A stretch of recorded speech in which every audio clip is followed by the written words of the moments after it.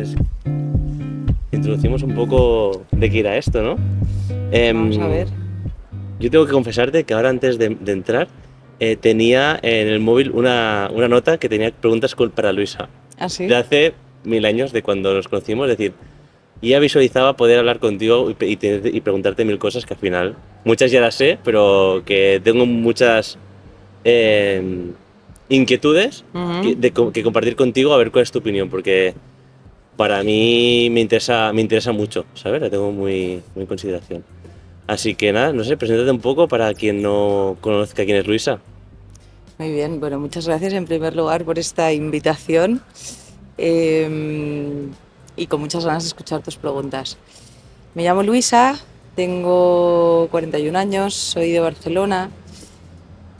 He estudiado varias cosas hasta que he descubierto mi verdadera pasión, que es la educación. Estudié pedagogía en Berlín, llevo unos 14 años completamente dedicada a generar un cambio en mi radio de acción en el mundo educativo. Soy una persona activa, proactiva, trabajo con mi exigencia, soy muy creativa, tanto dispersa, entusiasmada de la vida, aunque a veces duela. Además, empecé a profundizar en la pedagogía Montessori desde 2016, lo que siempre digo que tengo una relación poliamorosa con muchos conceptos pedagógicos y no me caso con ninguno. Y además, para darle un poco de estructura a los acompañamientos que hacía familiares, hice un máster en coaching con PNL hace 4 años y ahora mismo estoy en proceso de certificación por la ICF, porque creo que el mundo del coaching tiene demasiado intrusismo y es bueno hacer una pequeña profundización. Aparte de eso, ahora mismo estoy dedicada a la transformación docente con un nuevo proyecto, Education Social Club, y acompaño a proyectos educativos con un proyecto que inicié hace 3 años que se llama Learning by Living, Let's Rethink Education.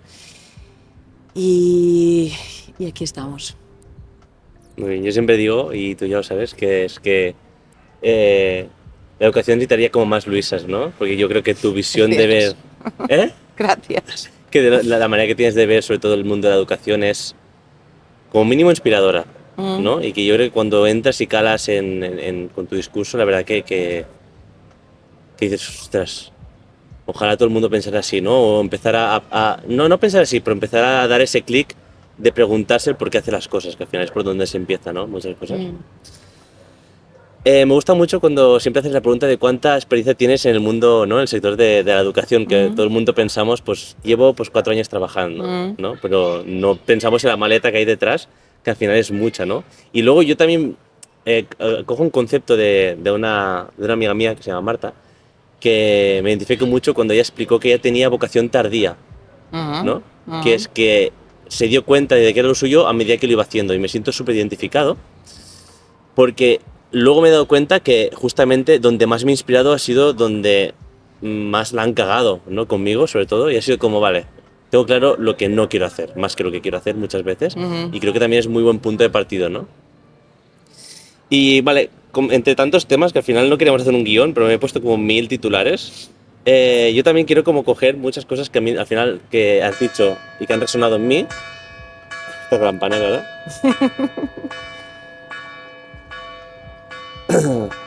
Bueno, son las 8, creo. Creo que es más de las 8, ¿no? De unido, Menos vale. 5. Aún sonarán las 8. Ya. Vale, Bueno.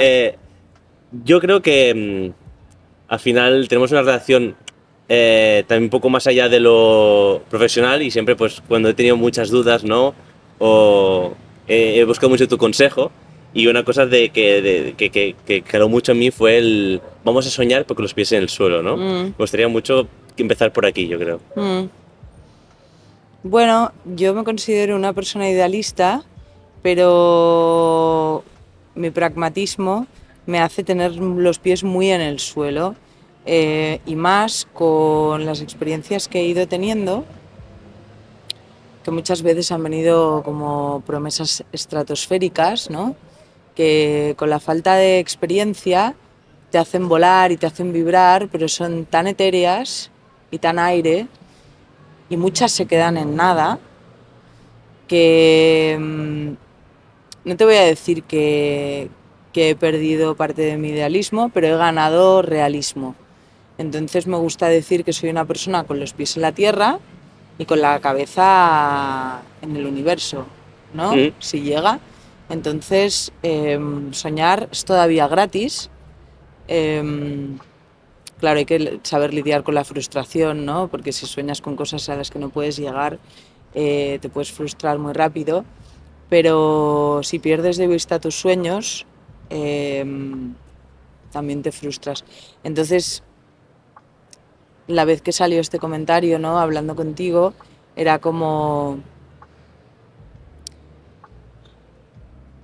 mantente vivo, pero tierra, mucha tierra. Necesitamos mucha tierra. Ya. Porque además yo creo que también tenemos un defecto la gente que hacemos cosas de corazón, que al final es como que creo que cuando nos identificamos con un proyecto nos damos muchísimo, ¿no? Y a veces más de la cuenta. Y yo creo que también va un poco por aquí, ¿no? El hecho de soñar con los pies en el suelo, porque es como que, vale, sí, es muy bonito sentir esa magia, ¿no? Pero ojo en exceder, ¿no? Y dar tanto de ti que al final no tienes ni... Al final no te queda para ti, ¿no? Dar más de lo que tienes tiene fecha de caducidad y me gusta nombrar una cita de Antonio Damasio que dice que el cuerpo sabe lo que la mente aún no se ha dado cuenta. Entonces, cuando nos perdemos en un proyecto, cosa que me ha pasado 2 veces en mi vida, que lo das todo, absolutamente todo, más de lo que tienes, entonces llega un momento que, como tú sigues, tu cuerpo de repente te para, ¿no? Y es importante estar como mucho más conectado y decir, ahora me tomo mi tiempo de descanso, ¿no? Ahora, pero hay que saber calibrarlo. Y creo que es súper importante esto. Es difícil. Bueno, yo creo que la experiencia es un grado, a veces un lastre también, suelo decir, pero de los benditos errores se aprende. Entonces, a lo mejor te acercas a experiencias ya vividas que te han llevado a momentos, no voy a decir negativos, porque al cabo del tiempo te das cuenta de que eso negativo que pasó no era tan negativo y fue positivo y te llevó a otra dimensión de tu vida, pero considero que es muy valioso encontrar las banderas rojas, ¿no? De las experiencias y decir, uy, aquí yo ya he estado, ¿no? Y no evitar otra vez lo que pueda pasar, pero sí actuar desde una experimentación, ¿no? Creo yo. Vale. Voy echando la lista, pero es que tengo muchos temas. Tira. Luego tengo una pregunta que podemos estar, creo que 2 días hablando, ¿vale? Pero dijo primero la de que hablábamos antes del tema de los proyectos, ¿no? Que también el proyecto, y creo que en una de las clases que hicimos fue muy guay. Y hablábamos, ¿no? De que es muy fácil y vende mucho.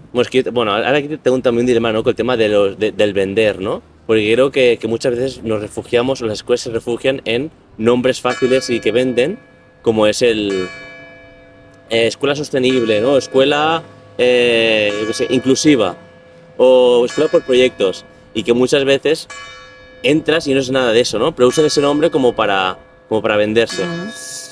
Y entrando justamente en el tema de proyectos, ¿no? Hablábamos antes, ¿no? Que es muy bonito el hecho de, bueno, pues lo que elijas, ¿no? O no poner deberes, o traer por proyectos, o lo que quieras, pero que al final, cuando das, o sea, que ni tanto ni tampoco, ¿no? Cuando das mucha libertad, vale, pero con un sentido, ¿no? Y tú decías, nadie elige algo que no conoce, ¿no? No, nadie tiene la capacidad de escoger algo que no conozca. Tú puedes crear a partir de... Tú puedes crear a partir de cosas conocidas. Tenemos la maravillosa capacidad de combinar diferentes disciplinas, pero no somos capaces, y menos en una edad tan temprana como es la edad en la que se visita la escuela, de escoger algo que no conoces. Entonces, lo que yo en numerosas veces he comentado es que hay pedagogías que se dicen llamar activas, que yo creo que son temerarias, que parten de una base totalmente liberal, de establecer un espacio en el que se deja a los niños actuar sin ningún tipo de límite, sin ningún tipo de disciplina. Para mí la disciplina no es mala, si va acompañada de un balance entre disciplina y libertad. Esto es una idea muy montessoriana, quizás adoptada, pero creo que la disciplina se basa en el respeto, ¿no? Mi libertad llega hasta donde empieza la tuya y a lo mejor para mí es poco, ¿no? Entonces hay que encontrar un poco el equilibrio. Pero bueno, volviendo al tema, a mí me dan miedo muchas escuelas que parten de la base de, sin un fundamento teórico barra práctico, se suben al carro de no ponemos deberes, no hay notas estandarizadas, no hay tampoco ningún tipo de sistema de evaluación activo. Entonces el alumno pierde totalmente el oremus de su estado, y como he hablado con varias escuelas, se encuentran con un problema de que no se toman en serio lo que hacen, porque no hay ningún tipo de represalia, más que represalia, consecuencia, ¿no? O sea, es como, bueno, no hay deberes, no hay notas, no hay tal, entonces se crece en un mundo que no es. Entonces,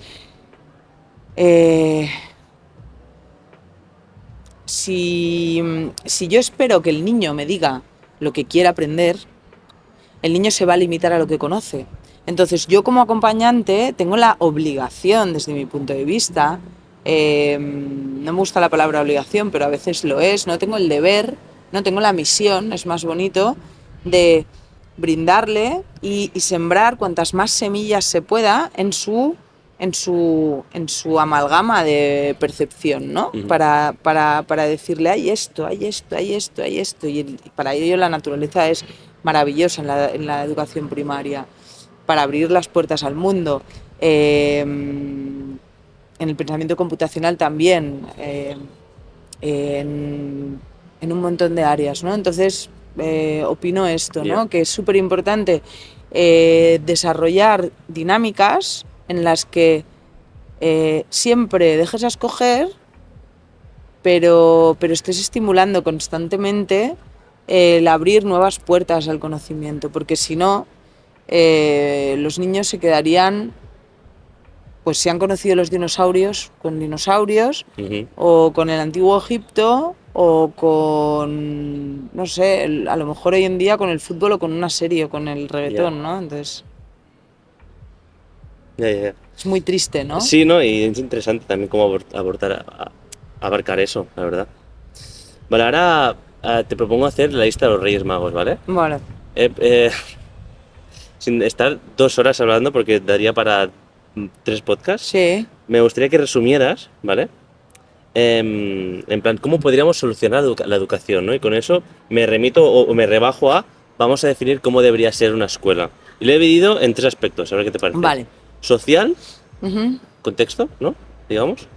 Personal, ya sea más hacia maestros y alumnos, y metodología.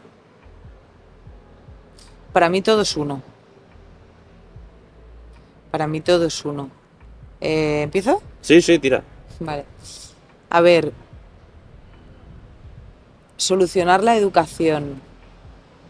Yo creo que la educación es un reflejo de la sociedad, y la educación tiene una reciprocidad con la sociedad, es un reflejo, Uh-huh. de alguna manera. La educación debe atender las demandas sociales, las demandas socioeconómicas, las demandas socioculturales, las demandas socioemocionales.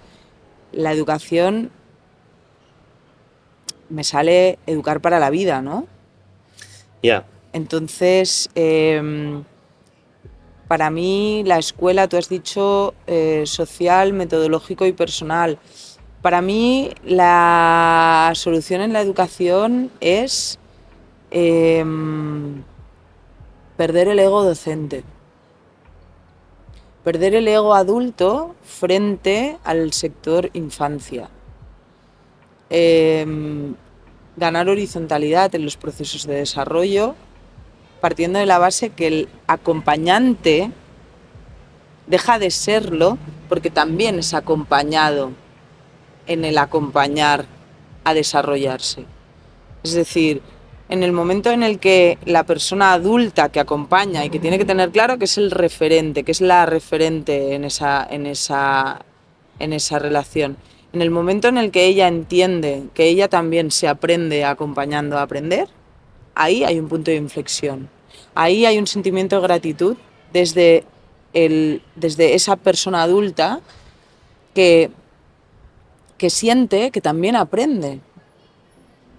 En el momento en el que las personas adultas de una escuela se dan cuenta de que van a enseñar, pero recogiendo a Séneca, cuando uno enseña dos aprenden, pasan cosas maravillosas, porque a mí me cambió la vida en el segundo año de docencia. Yo estudié pedagogía, pero he trabajado todos los años de profesora, como profesora, en infantil, en primaria y en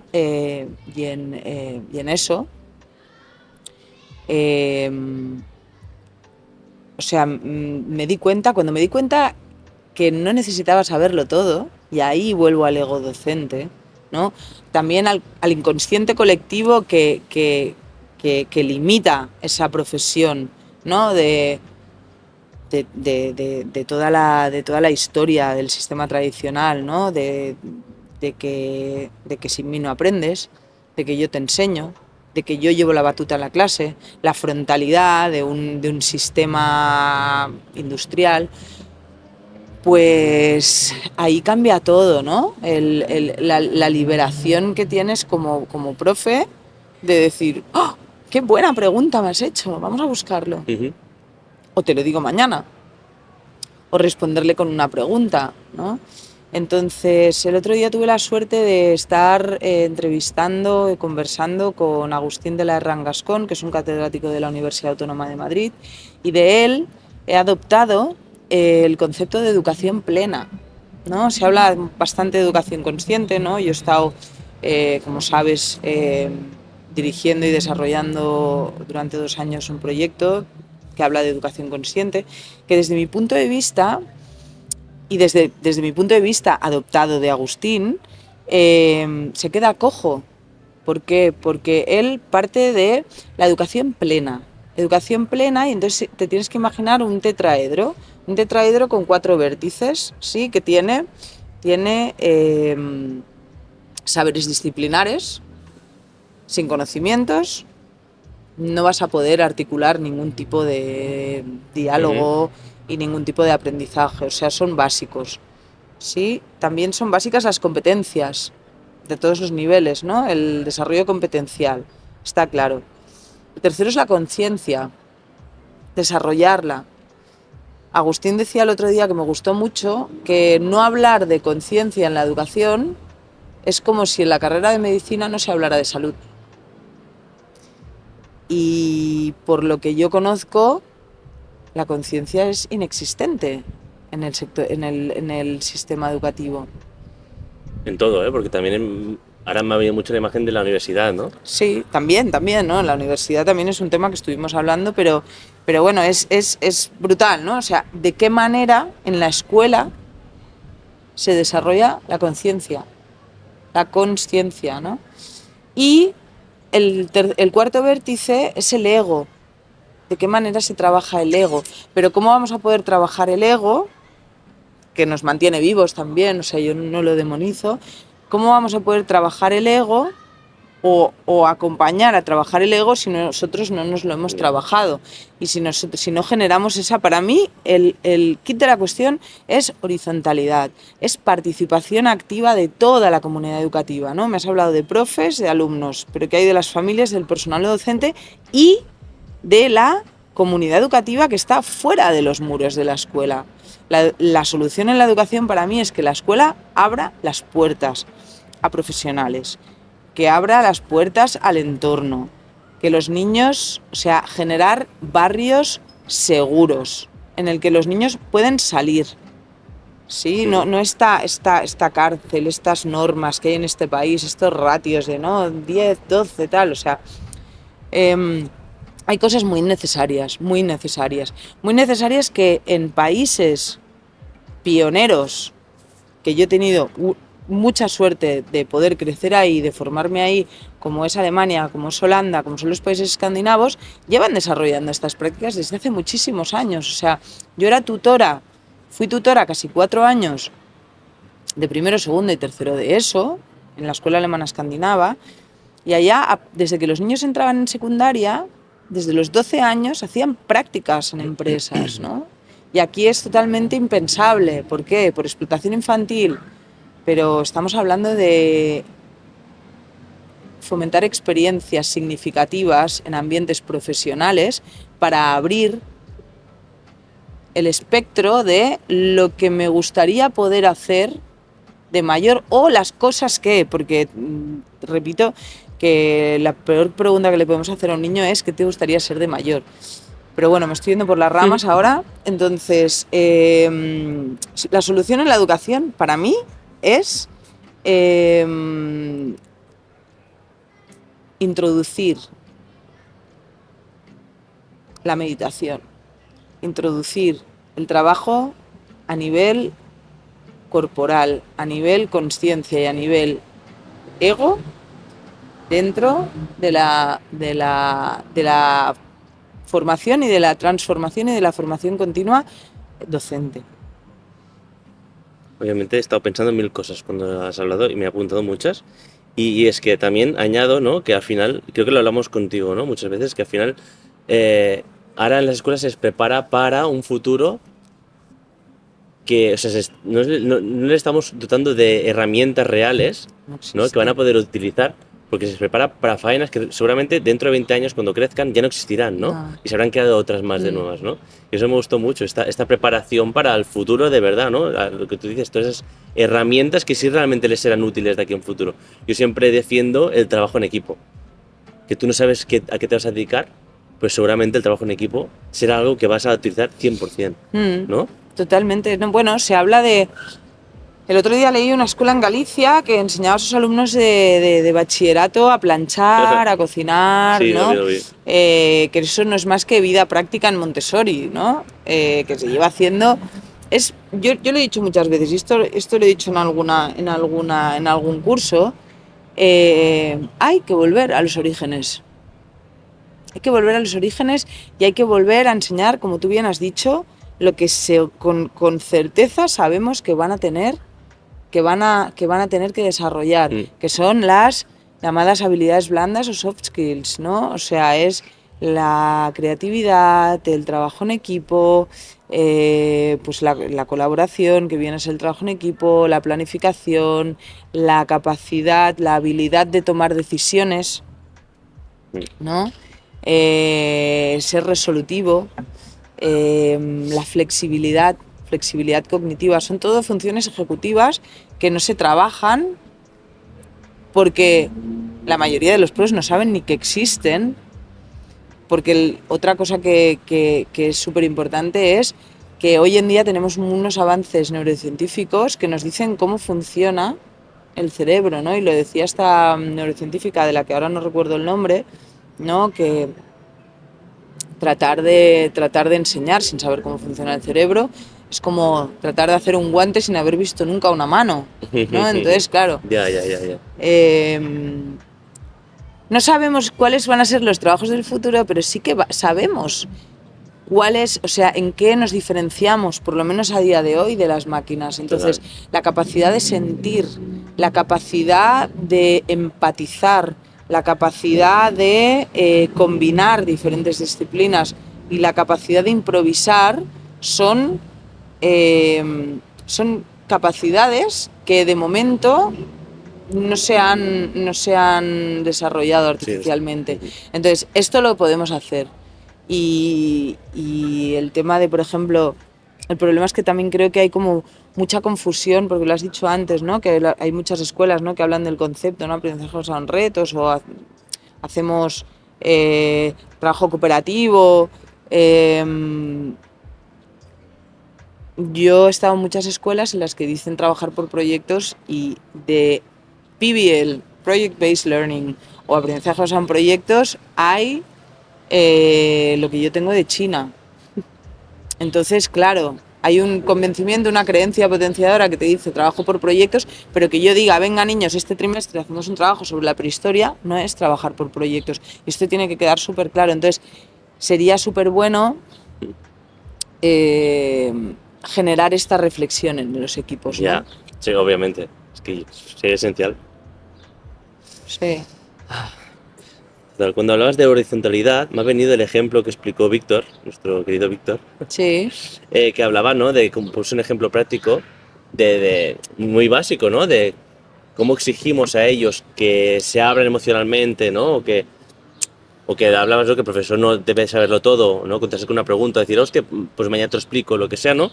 Pues poner ejemplo de cómo se abrió emocionalmente una vez que estaba como muy nervioso, pues que contestó de una manera que no debía, y al día siguiente pidió perdón, ¿no?, y le explicó una situación, y como que desde entonces los alumnos humanizaron al maestro, ¿no? Y de alguna manera hubo un vínculo emocional que muchas veces, ¿no?, con ese ego se aparta, y creo que también es muy, muy necesario ser ejemplos también en ese aspecto, que nos llena la boca de ser ejemplos, pero muchas veces no lo somos, ¿no? O lo somos en aspectos súper concretos.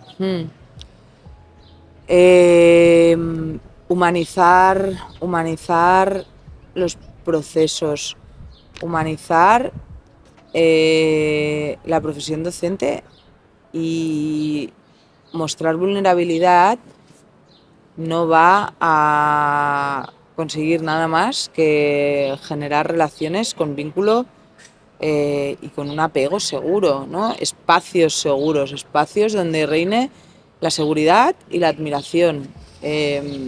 Y esto de mostrar la vulnerabilidad lo habíamos hablado también muchas veces, ¿no? No hay mejor lección que una persona se dé cuenta que la ha cagado y te venga y te pida perdón. Y esta persona sea el profesor y te pida perdón y te diga, lo siento, soy una persona. Deberíamos tener, también te digo, siendo profes, tenemos más recursos, siendo adultos, ¿no? Tenemos más recursos. Entonces, yo hay cosas que en un centro educativo creo que no tienen cabida.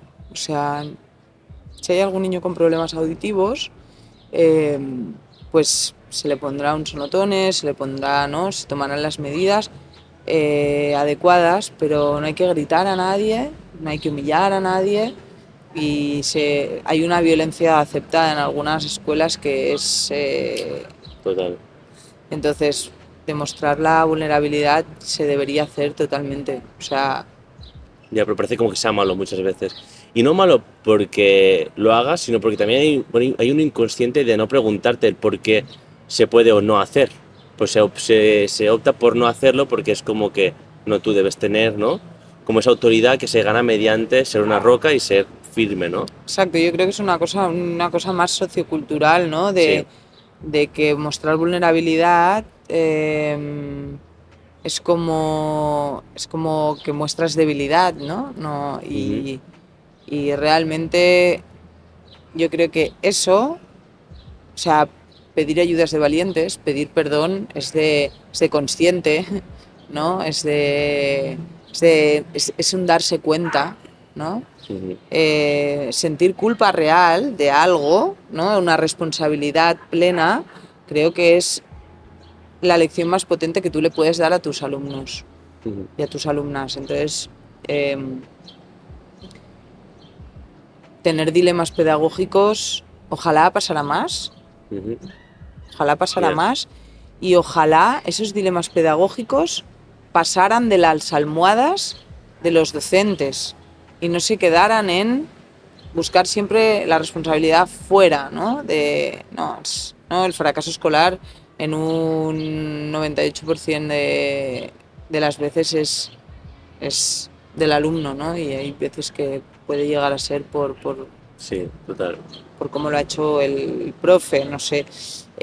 Repartir la responsabilidad y sobre todo dialogar. Yo le pregunto, ¿no? Y el otro día leí también un post, ahora no recuerdo de quién era, que hablaba y decía que tenía problemas y le respondí y le dije, ostras, ¿con cuántas familias de adolescentes hemos tenido que tener este diálogo, ¿no?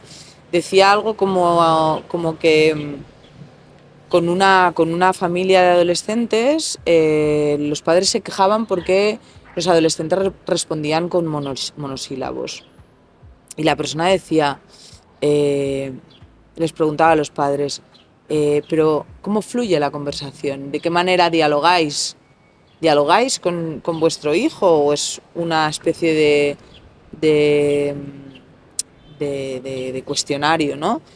¿Le explicáis cómo va vuestras vidas? O sea, le preguntáis cómo va en el cole, pero le habéis explicado vosotros en algún momento cómo va. Y no sé, yo el 100% de las veces que he preguntado eso a familias adolescentes, nunca los padres explican nada a los hijos y esperan recibir de los hijos una disertación de cómo ha ido su día. Pues no, claro, total. no me estás explicando nada de cómo va tu vida y me estás bombardeando con preguntas. Entonces, bueno, pues diálogo, diálogo, escucha activa, sin juicio, pero como tampoco nadie nos ha enseñado, pues de repente hacerlo, pues es complicado. Entonces, permitirnos cagarla y decirlo, oye, mira, he aprendido esto, ¿no? O sea, ni los padres han nacido enseñados ni los profesores han nacido enseñados. Y los niños, aprecian muchísimo eso. Bueno, cualquier ser humano. Sí, total. Es algo muy humano al final. Me quedo también con una frase que dijiste en su momento, que es que a veces se nos ha olvidado que este sistema educativo fue creado en algún momento, ¿no? Que estamos aquí arraigados y cogidos, pero nos olvidamos eso, que en su momento fue creado, ¿no? Y que sí, se alguien puede... se lo inventó, sí. Claro. Claro, sí. Y eso se ha olvidado, porque... Bueno, seguimos con una premisa de paradigma antiguo de que esto aquí siempre se ha hecho así, pero hasta que se deje de hacer, punto, ¿no? Entonces, el sistema educativo que muchos hemos tenido que vivir, o al que muchos hemos sobrevivido, Sí, exacto. pues sí, se lo inventaron un buen día, con ciertos fines de los que no hace falta hablar, y son muy variopintos, hay muchas tendencias que hablan de diferentes fines, y evidentemente se tiene que adaptar a lo que se necesita en la sociedad, ¿no? Es como hemos empezado a hablar de ello, ¿no? O sea, la educación es un reflejo de la sociedad y viceversa. Entonces, tenemos que preparar para la vida, ¿no? Y esto yo escribí hace poco una pequeña disertación que empezaba diciendo por qué en la escuela se aprende con asignaturas si en la vida no hay asignaturas y la escuela nos debería preparar para la vida, ¿no? Entonces, bueno, pues... Bueno. Se puede reinventar, sobre todo probando, pero también con mucho cuidado de experimentos. ¿Vale? Con mucho cuidado con experimentos, voy a probar, sobre todo sí, probar, ¿no?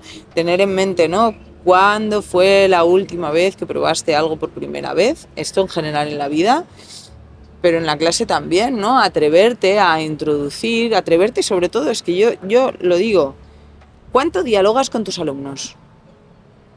O sea, la LOMLOE, el decreto aquí que tenemos en Cataluña vigente, 175/2022, te abre las puertas a la transversalidad, te abre las puertas a los saberes, o sea, te abre las puertas a aprendizaje competencial, no te dice para nada a pies juntillas lo que tienes que hacer. Entonces, salir de esa inercia y Y a mí me gusta y mucho reinventar. la frase que puse en el punto, que por cierto ahora acabo de caer, que tampoco te lo he traído todavía, el punto del libro, Sí. que te robé la frase de, bueno, No, no es no es tuya, mía. pero Te la la de di, que, de eh, Margaret Rusfeld. sí, la de que un maestro, ¿no? del siglo XXI no debería saber cómo acaba una clase, ¿no? Ujú, Y creo no, que va de la mano que decías ahora sí, de que en la vida no hay asignaturas, ¿no? También va un poco sí. por allí.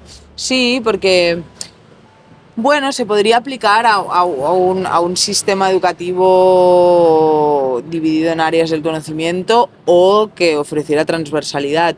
Pero yo creo firmemente en esta cita de Margaret Rusfeld que, que dice eso. Tú debes dominar el área que estás acompañando, pero tienes que ser consciente que solo sé que no sé nada, ¿no? Y, y que hay cosas que se te pueden escapar, entonces, y que se te pueden escapar, y más hoy en día, que yo he estado en un evento que vinculaba la inteligencia artificial con la educación, y en bachillerato eh, hay muchas cosas que se te escapan y que ellos ya las dominan, ¿no? Ujú. Ya. Entonces, si tú sabes exactamente cómo va a acabar una clase, no quiere decir que no lleves un plan, estás limitando el desarrollo, Ujú. básicamente. Vale. Y ahora que todavía estábamos así como solucionando la educación, me vino, creo que las primeras preguntas que te he dicho que tenía ahí en la lista, era sobre las SOPOS. Más que qué opinas, porque yo creo que no hace falta, No puedo es opinar más, porque sí, dime. no, ¿qué crees tú o cuál crees que debería ser un buen filtro para acceder al sistema público educativo o algo, o ya Es no sistema que, público, sino para simplemente acceder a educar, yo creo que, porque yo creo ya, que no hace falta, yo es que creo que el sistema de funcionariado es una gran lacra que tiene el sistema educativo, porque, porque tratan de vender te diría que una premisa de vida de paradigma antiguo, que es la estabilidad, para un trabajo que es muy vocacional, y hay mucha gente que entra en el sector por unos temas más logísticos de me están picando los mosquitos. está Creo ahí el... eh, no, por temas de, bueno, pues porque es fácil, porque hay vacaciones, ¿no? Cuando escribía el proyecto final de carrera estuve leyendo mucho sobre los motivos de elección, ¿no? De la docencia. Y ¿qué pienso de las OPOs? Pienso que debería haber un proceso de selección mucho más humanista, mucho más que académico. Eh, no debería, las oposiciones no son un examen de un día.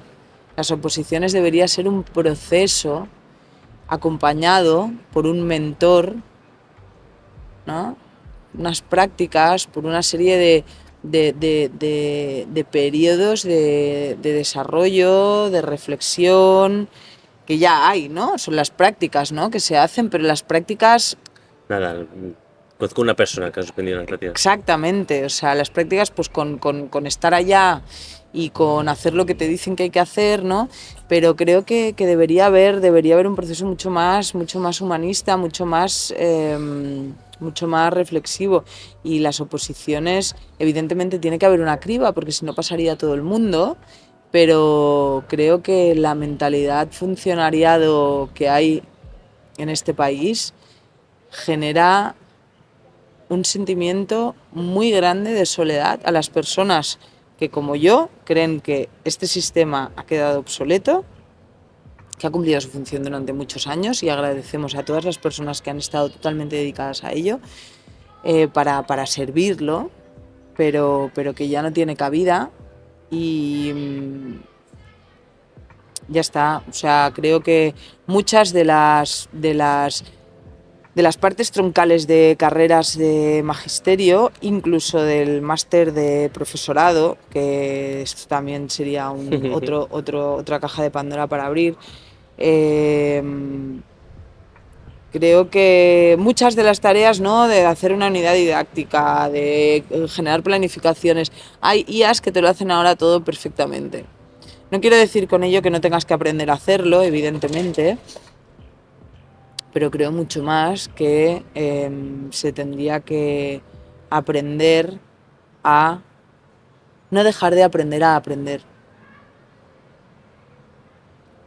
Exactamente eso, no dejar de aprender a aprender.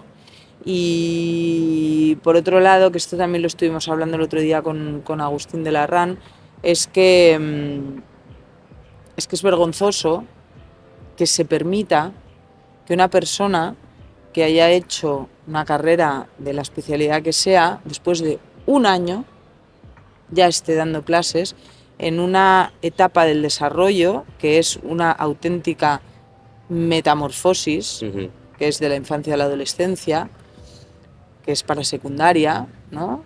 Máster de secundaria, que te estés 2 años, ¿no? Es el CAP, y que prácticamente es didáctica pura y dura y no se hace nada o muy poco de psicología del desarrollo, de comunicación, etcétera, etcétera, de metodologías activas propiamente dichas. Entonces, no sé, me parece que hay mucho potencial de crecimiento en este aspecto y estaría muy bien sacarse la venda de los ojos, mirar lo que está pasando en otros países, dejarse de estandarizar los aprendizajes, abrir los ojos a este tipo de pruebas estandarizadas como es PISA, que no tienen ningún sentido, y educar para la vida, básicamente, porque hay muchas cosas que sabemos que vamos a tener que hacer y que no hacemos. También he pensado que cuando estás hablando de tener un mentor, ¿no? Cuando alguien se estaría como preparando, ¿no?, para ser profe, al final también es que es muy difícil ser objetivo siendo mentor también, ¿no? Porque al final hay parte de ti, ¿no?, en lo que ves. Como que claro que esta persona debería estar formada y cualificada para eso, ¿no? Pero también no deja pasar un filtro que es bueno para ti, ¿no? Sí. Es muy difícil, es que es muy...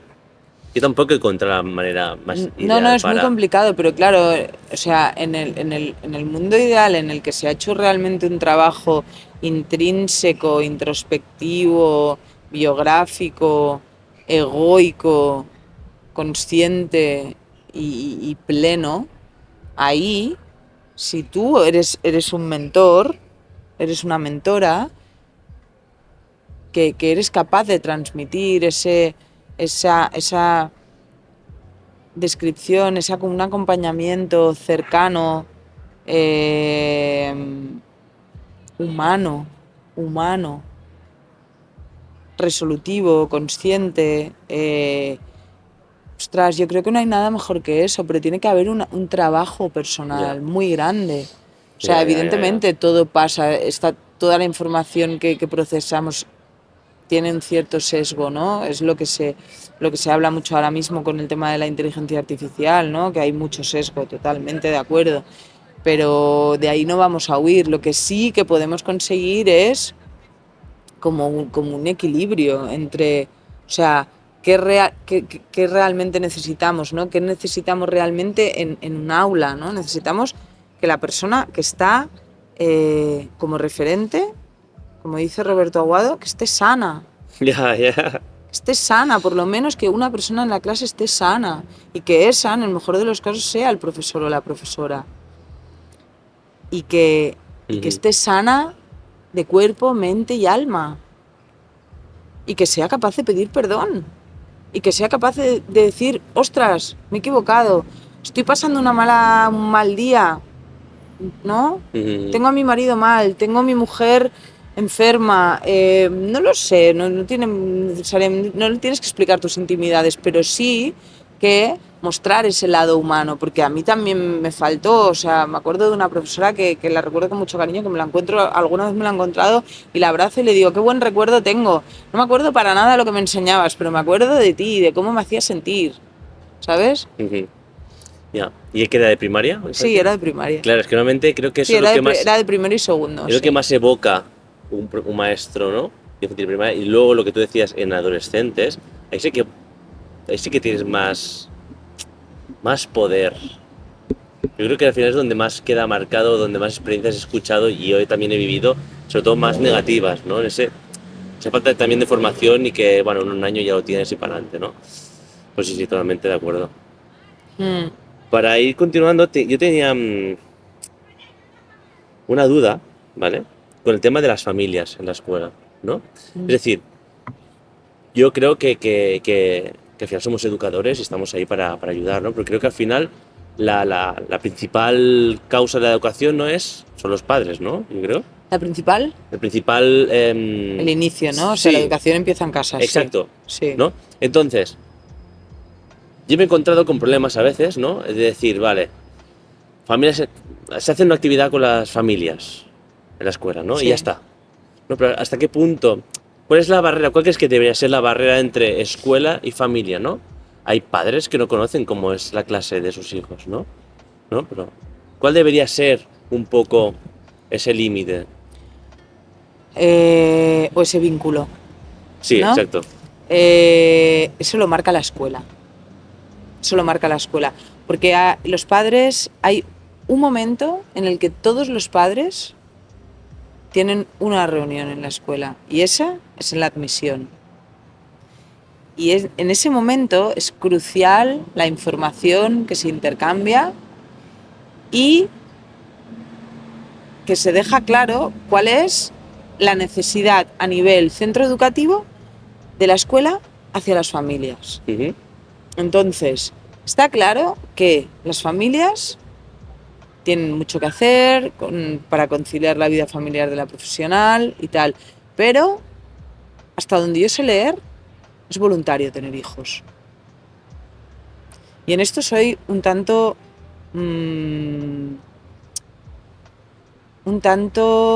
clara, por decirlo de alguna manera, ¿no? Entonces, si tienes hijos, ¿sabes? Tienes que decidir prescindir de algunas cosas y ver cómo vas a conciliar otras. Igual es un poco brusco que lo diga así, pero es así.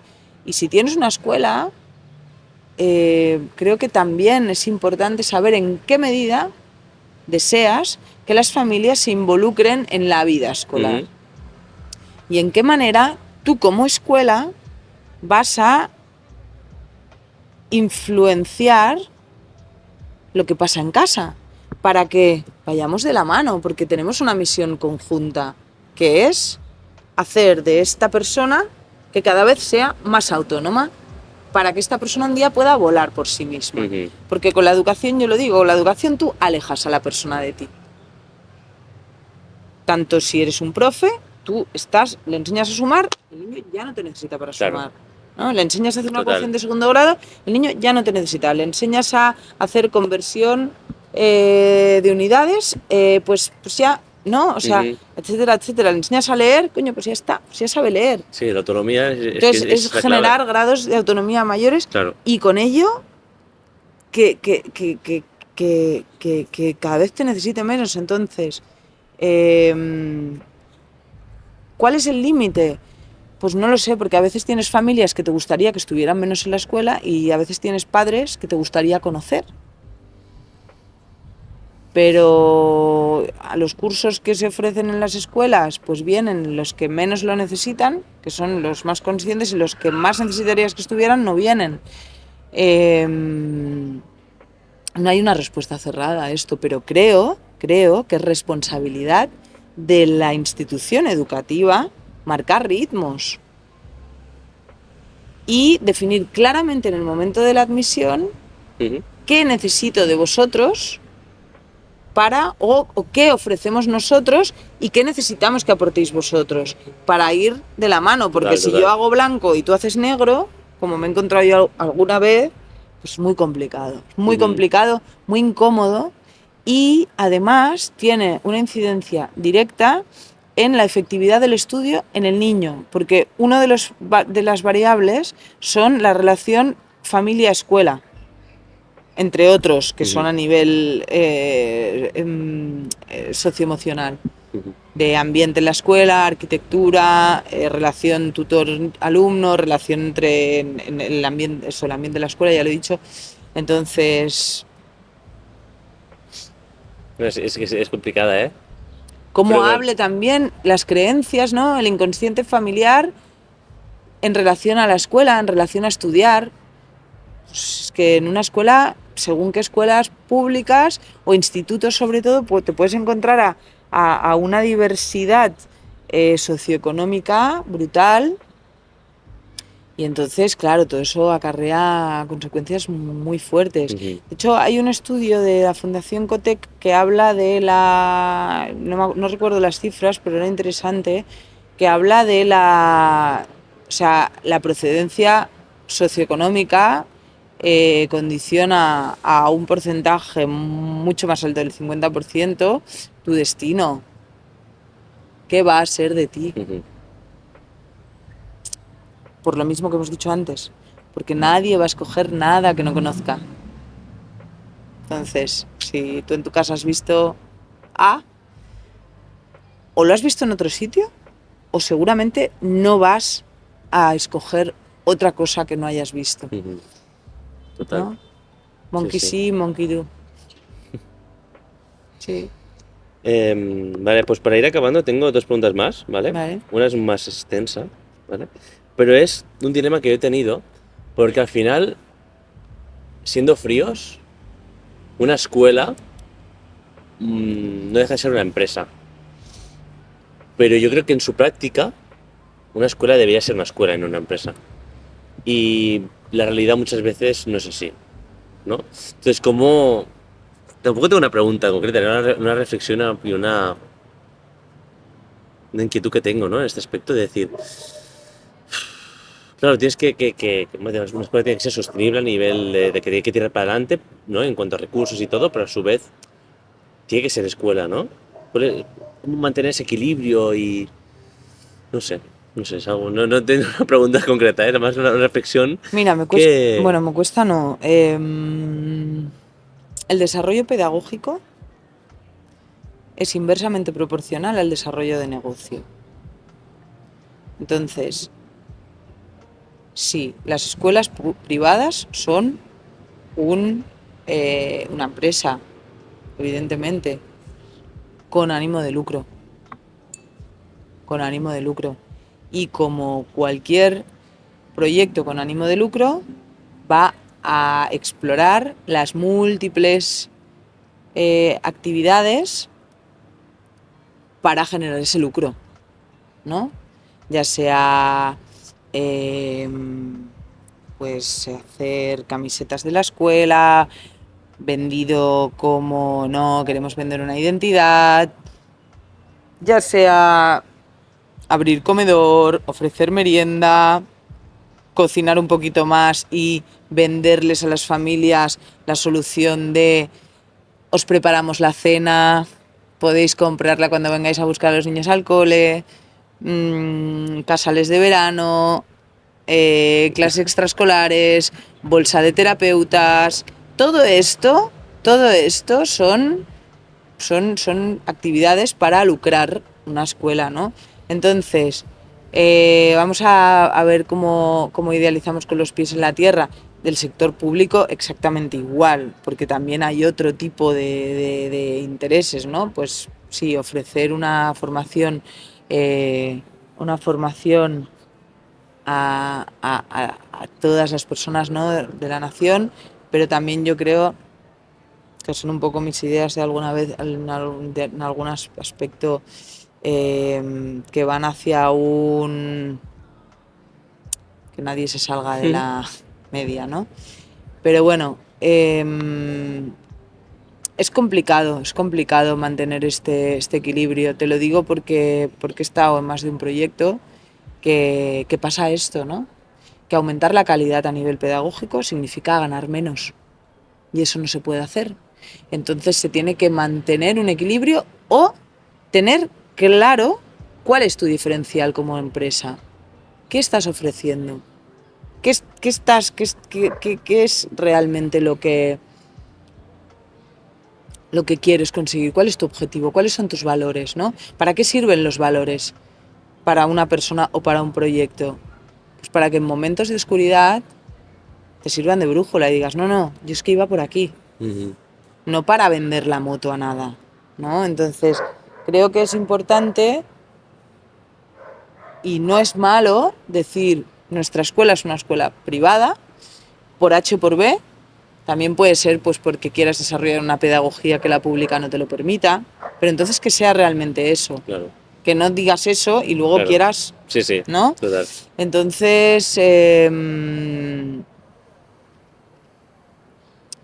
considero que con la educación no es un sector en el que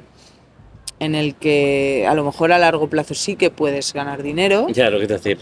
Pero bueno, pues hay muchas iniciativas que creen que te lucras muchísimo, pero hay muchísima baja, necesitas equipos multidisciplinares, hay que pagar bien al profesorado, los espacios, los recursos, o sea, se requiere de mucha inversión. Entonces, creo que es importante cuando una persona quiere montar una escuela o un negocio o un proyecto educativo, que sepa realmente por qué y para qué.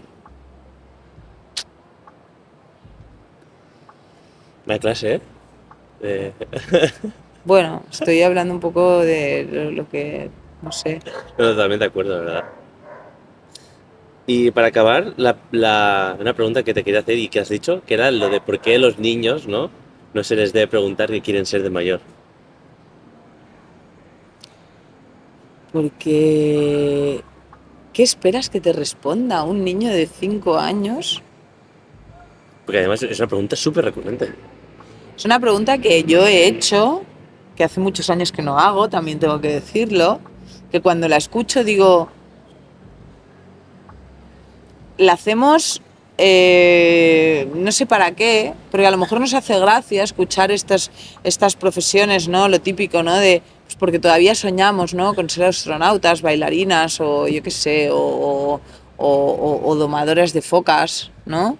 Entonces, no sé, seguimos en paradigma antiguo. Yo esto me inspiró, es algo que ya había pensado y me inspiró una charla TED que vi hace un tiempo que hablaba de multipotencialidad. Y entonces seguimos en paradigma antiguo de que yo tengo que hacer solo una cosa. ¿Qué quieres ser de mayor? Y si te digo que quiero ser bailarina, profesora de escuela y diseñadora, me dirás, no, tienes que escoger, pero a lo mejor puedo desarrollarlo, ¿no? Igual estas tres que he cogido ahora sí un ejemplo recurrente, pues no, pero pues quizás sí que puedo, ¿no? Entonces, creo que se le pueden hacer preguntas mucho más significativas a un niño que la de ¿qué quieres ser de mayor? Porque ¿cuánto esperas que se vaya a desarrollar esa conversación? Nada. O sea, la respuesta más sabia sería, ¿tú crees que me tienes que preguntar esto a mí ahora? Pregúntame si quiero ir a jugar, ¿no?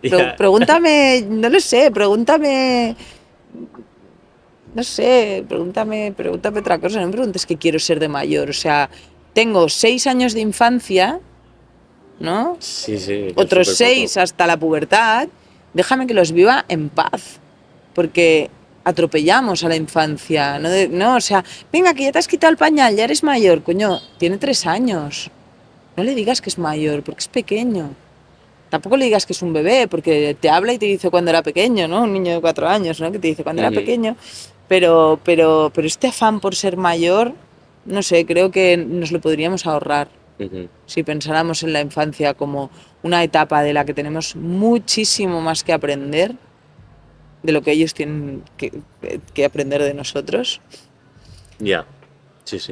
Yo justamente este año en infantil, bueno, llevo 2 años, ha sido cuando realmente he podido comprobar eso. Es decir, ¡fua! Sí que he tenido que aprender mucho de ellos, ¿no? Haciendo el balance y dices, wow, esa tan famosa frase que se dice mucho, ahora realmente lo he vivido, ¿sabes? Bueno, si te parece, lo dejamos aquí. Sí, creo que ya hacemos una horita. Y creo que ha sido súper... es súper productivo, ¿eh? Sí que te agradezco un montón, la verdad, la charla improvisada y que además súper productiva. Estoy seguro que todo el mundo que la escuche le va a encantar. Y nada, si quieres acabar también para anunciando, bueno, tus redes, los proyectos y tal, para que te sigan. ¿Dónde me pueden encontrar? Bueno, pues me podéis encontrar... Voy a mirar a la cámara por una vez.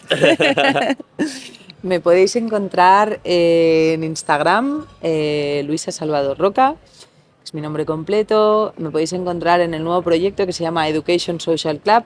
Es una comunidad educativa para personas que pretenden generar un cambio en la educación y para crear, valga la redundancia, comunidad para unirnos y recibir inspiración de diferentes profesionales en diferentes ámbitos. Y ya está, que no es poco. Así que nada, encantada de haber estado aquí. Gracias, Adrià. Te seguiremos la pista a Costa Rica, es verdad. que te he enviado. Siempre, es verdad. Además me ha enviado Luisa. O sea que... Te seguiremos la pista. Decía mi mejor amiga, decía, ¿con quién más? Yo con Luisa. Ah, vale, con la que nos ha amargado la vida, me decía. Sí. No. Pobre. Bueno, veremos. Muchas gracias por todo, la verdad, ahora que lo digo públicamente, por todo, ya no solo por Costa Rica, sino por todo lo que también ha significado y significa, que para mí ha sido, ya te lo he dicho privadamente, ¿no? Uno de los mayores descubrimientos de este año, y que además como que me transmites mucha seguridad y creo que es muy buena referente a nivel educativo, y que eso, lo que empiece como acabo, ¿no? Que ojalá haya más Luisas en el mundo de la educación. Bueno. Así que nada, daríamos mucha guerra, cambiaríamos esto en un momentito. Si hubiera en medio de un año, menos de un año. Siguiente, sí, estaría todo cambiado. Estaría todo cambiado, ¿no? Muy bien. Gracias, seguimos. Seguimos.